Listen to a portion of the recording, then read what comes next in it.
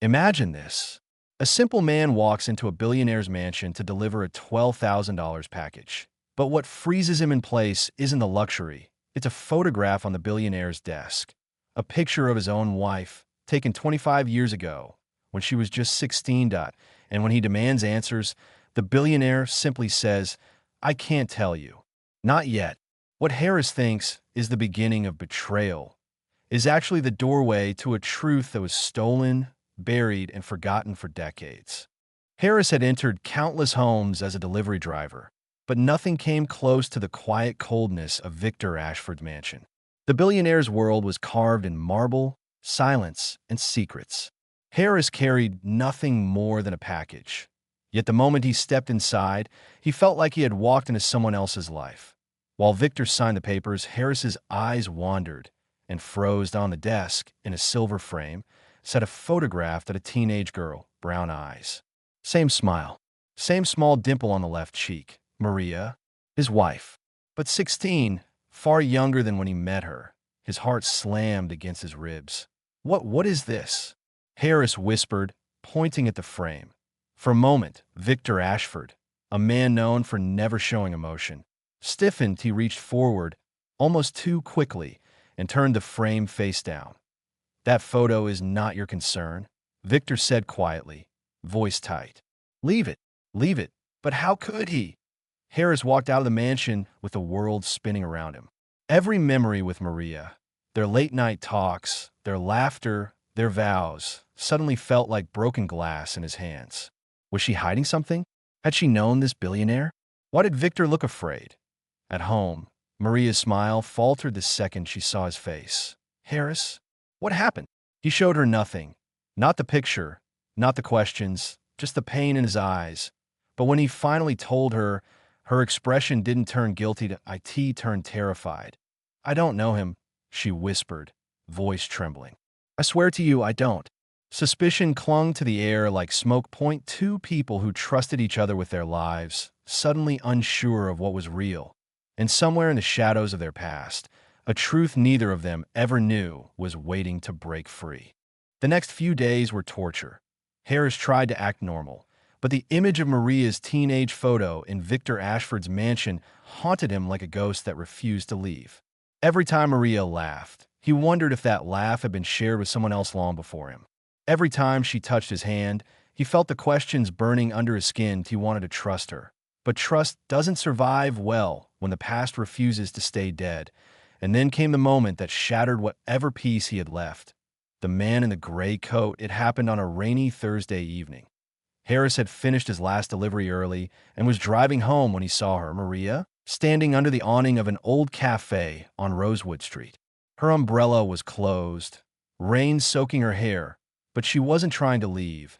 She was waiting. A man in a gray coat approached her.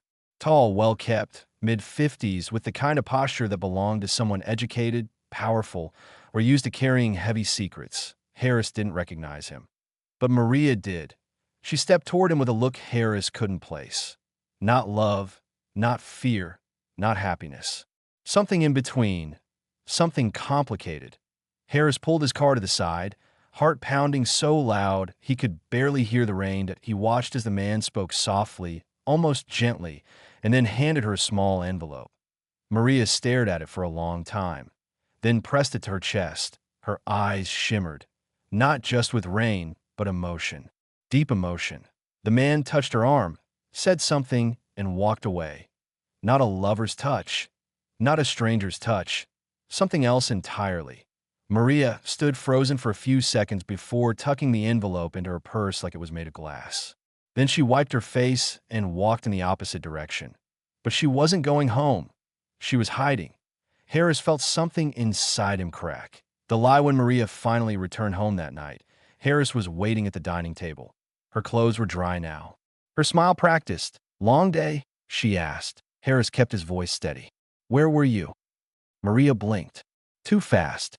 A grocery store. I'm at Sarah." We talked for a while. Sarah, the woman who moved to Dubai 6 months ago. Harris didn't call her out, that he couldn't, because confronting her meant risking the truth, and he wasn't sure he was ready for it.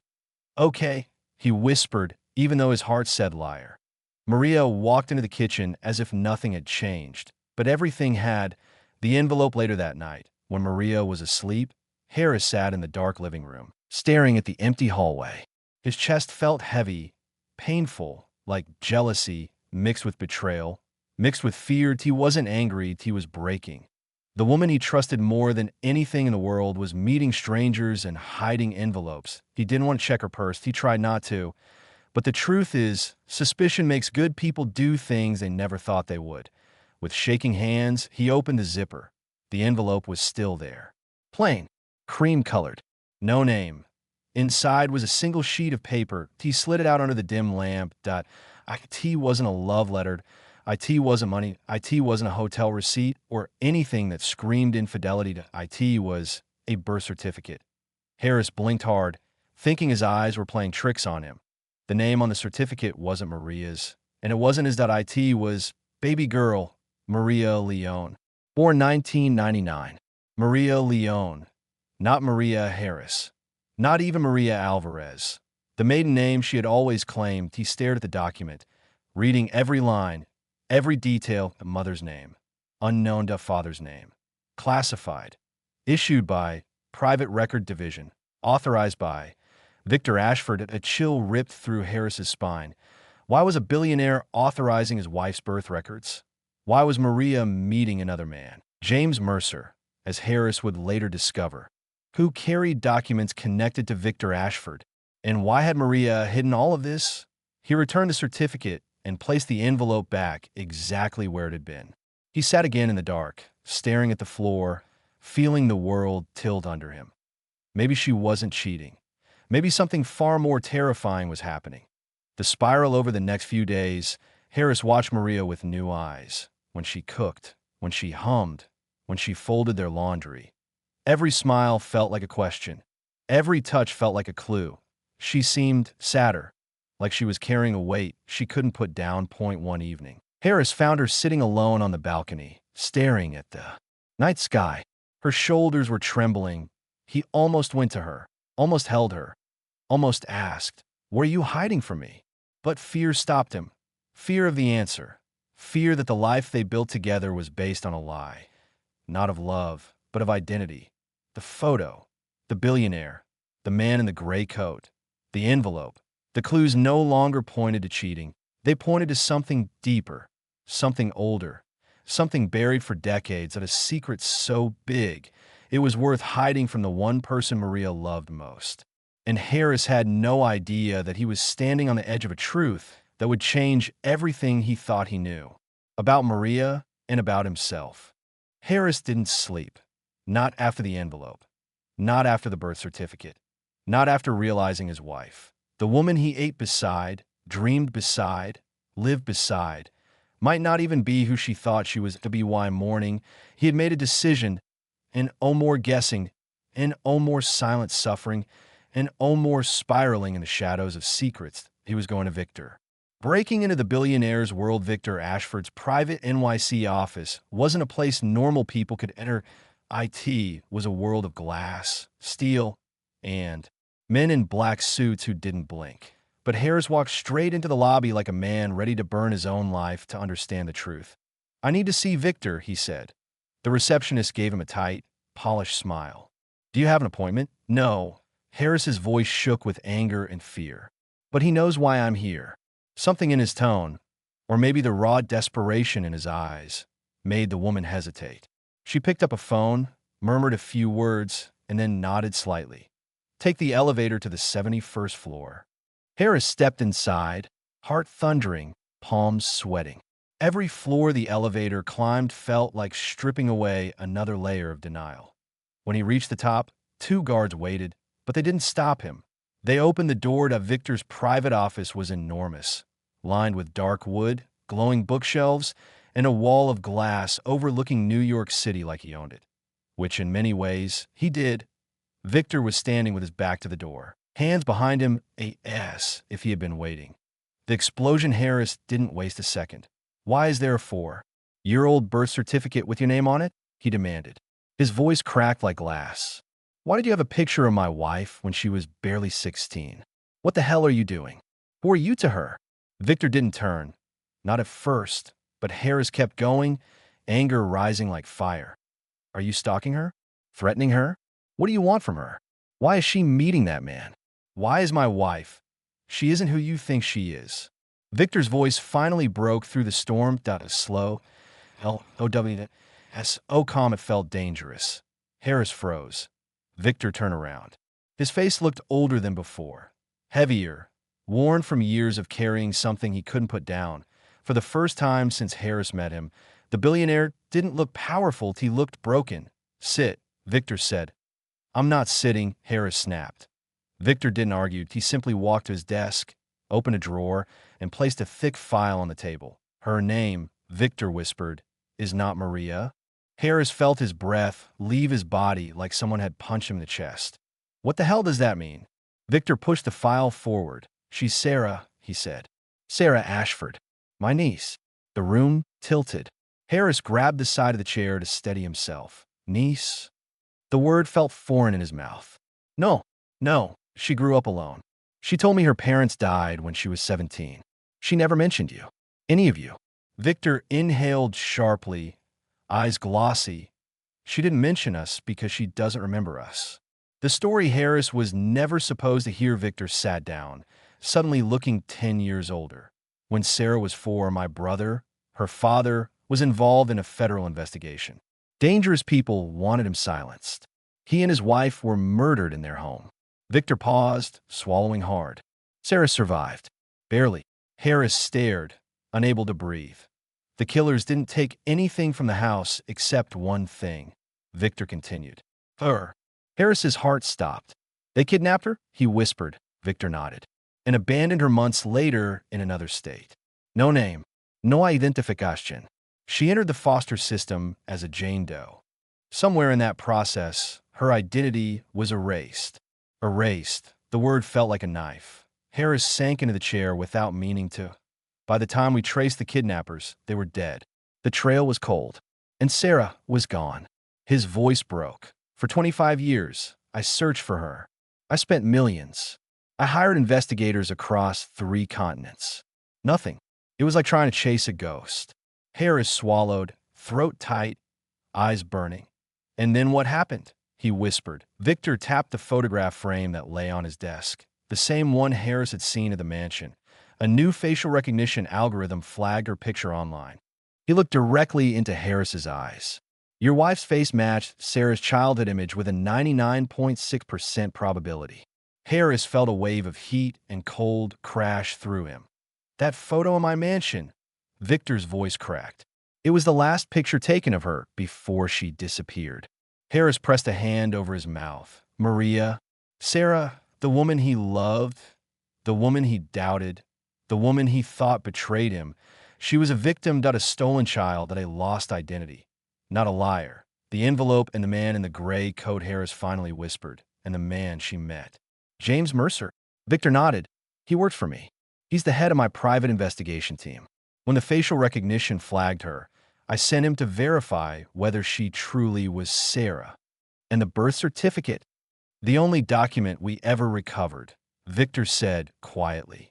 It's incomplete because the kidnappers destroyed most records.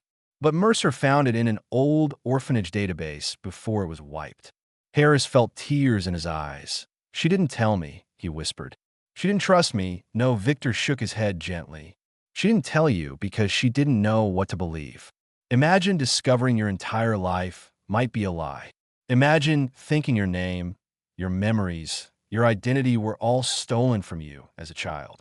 Harris looked away, guilt rising in his chest like a tide. He had doubted her, accused her in his heart, believed she was cheating, when in reality, she was terrified of losing the only life she had ever known, including him. The weight of truth. Why didn't she recognize you? Harris asked, voice trembling. Victor closed his eyes. Trauma, he whispered. She was 4 when her parents were murdered in front of her. Her therapist said severe childhood trauma can bury memories so deep they may never resurface. Harris felt his own breath shake. Everything made sense now. Maria's fear, her confusion, the way she trembled when he mentioned the billionaire, the way she held the envelope like it contained a piece of her soul. She must be so scared, Harris said softly. Victor nodded. She is, and she has no idea how to tell you. She's afraid of losing you, because you're the only real family she has ever known. A tear slipped down Harris's cheek. He wasn't angry anymore. He wasn't suspicious anymore. He was heartbroken. Not because she lied, but because she lived a nightmare he never knew existed. The realization Victor looked at Harris, eyes heavy with decades of regret. I didn't tell her everything yet. I want to be sure. I wanted to protect her. But she deserves the truth now. All of it. Harris stood slowly, breathing hard, shaken to his core. I misjudged her, he whispered. My God, she wasn't betraying me. She was trying to survive. Victor nodded, voice trembling. She is not Maria Alvarez. She is not the woman the foster system manufactured. She is Sarah Ashford, a child stolen from her home, lost for 25 years. Harris wiped his face, feeling guilt, grief, and fierce love explode in his chest all at once. I need to go to her, he said. Victor whispered, yes. She needs you more than ever. Harris walked toward the door, but before leaving, he paused. Thank you, he murmured, for finally telling me. Victor didn't respond. He just looked out the window, eyes shining with pain and relief. Harris stepped into the elevator with a new truth burning inside him. His wife wasn't a liar. She was a miracle who survived a stolen childhood, but a woman who had been lost to the world and found her way into his heart. Now, it was his turn to help her find her way home. Maria sat curled on the edge of the couch, knees pulled to her chest, staring at the envelope she had kept hidden for days. Harris had left early that morning without explanation. Something in his eyes last night had shifted. Not anger, not distance, something worse. Fear. Fear of her. Fear of what she represented. Fear of the person she herself didn't fully understand. Maria squeezed her eyes shut as panic rose inside her. She had lived through many things: poverty, loneliness, a childhood with no roots. But nothing scared her like the possibility of losing Harris. The front door opened sharply. Maria jumped. Harris stepped inside, breathless but not angry. Not tense, not suspicious. He looked shaken, haunted, and determined. Harris, she whispered. He knelt in front of her, gently taking her trembling hands. We need to talk, he said softly. I want to see Victor. Her blood turned to ice. The shattering truth. Maria felt the room tilt as she stared at Harris. You talked to him? She whispered, her voice hollow. Yes, Harris said. And he told me everything. She froze. Everything. For a moment, she couldn't breathe. What did he tell you? She whispered, terrified of hearing the words aloud. Harris's grip tightened around her hands. Warm, steady, grounding. He said, You're not Maria Alvarez. His voice broke. You're Sarah. Sarah Ashford. Her lips parted, but no sound came out. The name hit her chest like a blow. Sarah. It felt familiar. It felt distant, like a dream she once had but forgot before waking. Harris swallowed hard, his voice steady but shaking. Your father wasn't some deadbeat who abandoned you. He wasn't a stranger. He wasn't a ghost. He took a breath. He died trying to expose a billion-dollar Ponzi scheme. Maria blinked. Once, twice. What? Her voice cracked. My father, he was a whistleblower, Harris whispered. A good man. The kind of man who chose truth over safety. Someone powerful was trying to silence him. They murdered him. They murdered your mother. And then, his voice trembled. He couldn't finish. Maria felt like her entire body had turned to glass. Murdered, not abandoned, not forgotten. Murdered, her breath hitched as the world blurred.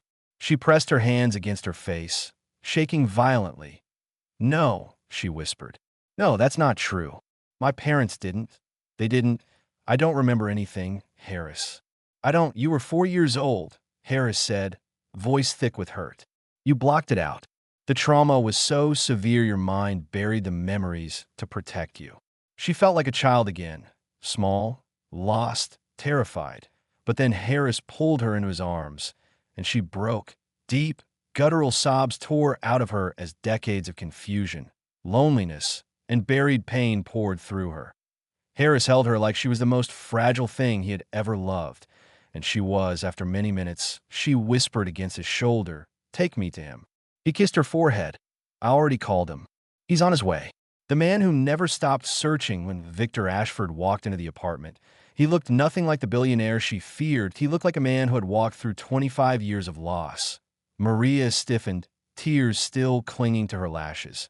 Victor stopped a few feet away, afraid to go closer, as if approaching too fast would break the last surviving piece of his brother's family. "Sarah," he whispered. The name washed over her like a forgotten lullaby. Her chest tightened. Painfully, Victor's voice cracked. "I've waited my entire life to say your name again." Maria's lips trembled. I don't remember you." Victor's eyes shined with tears he couldn't blink away. "You were 4, he whispered. "Your father was my big brother. He loved you more than life. You were his world, Sarah." Something deep inside her throbbed. A tiny spark of memory. Blurry images, faint sounds out of man lifting her into the air. Warm laughter, the smell of coffee and winter coats, a woman humming while brushing her hair. Maria clutched her head, eyes wide. I see something," she gasped. "I don't know what it is, but I see them." Victor stepped closer, voice shaking with hope. "It's okay. You don't have to remember everything. Just know this." He placed a trembling hand over his heart. "Your parents didn't abandon you. They died protecting the truth. They died loving you." Maria's knees buckled. Victor caught her before she fell. And for the first time in over 2 decades, he held the little girl who vanished from his life. He hugged her tightly, burying his face in her hair. "You mattered," he whispered, voice breaking. "You mattered every second of your life." Maria sobbed into his chest, shaking uncontrollably. "No one ever told me," she cried. "No one ever told me I was wanted." Victor pulled back just enough to cup her face in his hands. "You were wanted more than anything," he said. "You were loved. And we never, not for 1 minute, stopped looking for you." Maria stared up at him, tears flowing freely, her heart pounding with a mix of grief, shock, and overwhelming relief. "What happened to me?" she whispered. "Why didn't anyone find me?" Victor closed his eyes. "You were taken by the same men who killed your parents. When they fled, they abandoned you in another state with no identity. No name, no records. You stayed in the system until you turned 18. And by then," he swallowed hard, "you were long lost from us." Maria covered her mouth as a sharp, painful sob tore out of her.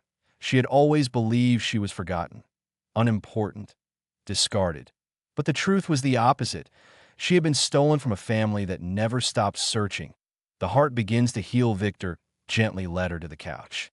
Harris sat beside her, and she immediately took his hand like it was her lifeline. Victor opened another folder, thicker, older, worn from time. Inside were photographs. Maria felt her breath catch at a man in his 30s with warm eyes, holding a toddler who looked exactly like her at age 2, a young woman with the same brown hair, the same soft smile, that a baby crib, that a small pink blanket embroidered with the name Sarah. Maria touched the photographs with shaking fingers. "I existed," she whispered to Victor's broken smile, said everything. "You've always existed. You've always mattered." The words pierced her heart. For the first time in her adult life, Maria didn't feel like a mistake, didn't feel like an accident, didn't feel like an unwanted child drifting from home to home. She felt chosen, loved, found. Her past wasn't a hole anymore. It was a story, a painful one, yes, but a story of love, sacrifice, and truth. And she was its survivor, a new beginning. Maria leaned against Harris, exhausted but lighter. Victor sat across from them, watching her like someone who was finally able to breathe after years of suffocation. "What happens now?" she whispered. Victor smiled softly. "Whatever you want," he said. "I won't rush you. I won't demand anything. I'm just grateful you're alive, and safe, and loved." Maria turned to Harris. His eyes shined with tears. "You never lost me," Harris whispered. "I'm here, and I'm not going anywhere." Maria rested her forehead against his.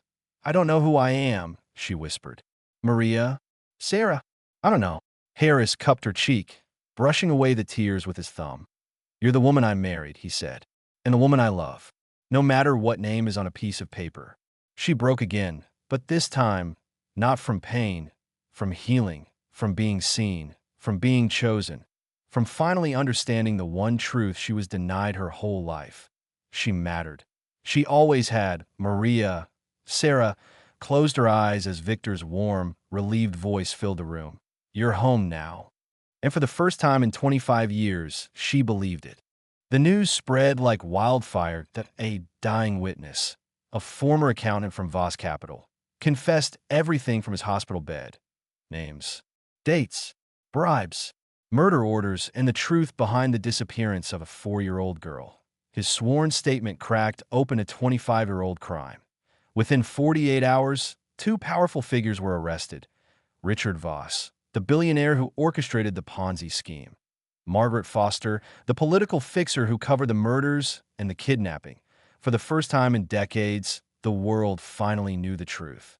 But the hardest part was still ahead. Maria, or Sarah, as the courts now addressed her, had to testify. The courtroom felt colder than winter. Cameras lined the walls. Reporters whispered like buzzing insects. But Maria stood tall, her hands trembling only slightly as she stepped up to the witness stand. Harris sat in the front row, heart pounding. Victor watched her with pride shining through exhausted eyes. Maria lifted her hand to swear the oath. For years, she had been unseen, unheard, forgotten. Today, the entire world would listen. She told the story as best she could. The flashes of memory, the fear, the confusion, the blank spaces that once felt like shame, but were now evidence of the trauma she never chose. Richard Voss glared at her like she was a nuisance. Margaret Foster avoided her gaze entirely. But Maria didn't look at either of them. She kept her eyes on Harris, on Victor, on the life she had rebuilt from ashes. Her voice shook only once when she said, "My parents didn't abandon me.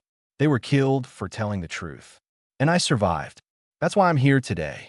A silence fell across the courtroom. For the first time, Maria felt powerful. Not because she was loud, but because her truth was louder than their lies had ever been. Justice arrives. The trial took weeks. Evidence piled up like a mountain. Financial records, testimonies, hidden files uncovered by Victor's investigators. When the jury finally returned, the room held its breath. On the charge of conspiracy to commit murder, on the charge of kidnapping, on the charge of fraud. One by one, the verdicts hit. The air, guilty, guilty, guilty. Richard Voss's face collapsed into disbelief. Margaret Foster trembled for the first time in public, but Maria didn't gloat. She didn't smile. She simply exhaled, a deep, soul-shaking exhale she had been holding for 25 years. Justice wasn't revenge, it was release. The final twist, a letter from the past after the trial. Victor approached Maria outside the courthouse. He looked strangely nervous, hopeful, emotional. "I have something for you," he said quietly. He handed her a small, sealed envelope with an old bank stamp. "This was in your father's safety deposit box. It's been untouched since the week he died." Maria stared at it, hands trembling. Her father's handwriting. Her name, Sarah, soft, slanted, familiar. She opened it slowly. Inside was a single letter. Her father's words smudged in places, written in a rush, but full of warmth.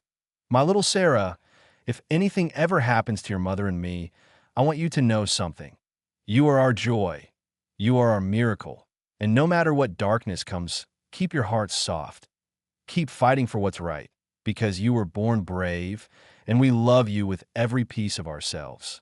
Maria pressed the letter to her chest as tears streamed down her face. Not tears of pain this time, tears of healing. For so long she believed she was unwanted, discarded, forgotten. But the truth was the opposite. She was loved too fiercely, protected too bravely, and stolen because her parents chose integrity over safety. Victor wrapped his arms around her. Harris held her hand tightly. Maria finally felt whole. Her past was no longer a wound. That it was a legacy of courage, a legacy of love, a legacy she would carry forward, proudly, finally, fully. Sarah Ashford wasn't lost anymore. She had been found. The courtroom doors closed on a past that had hunted Maria her entire life.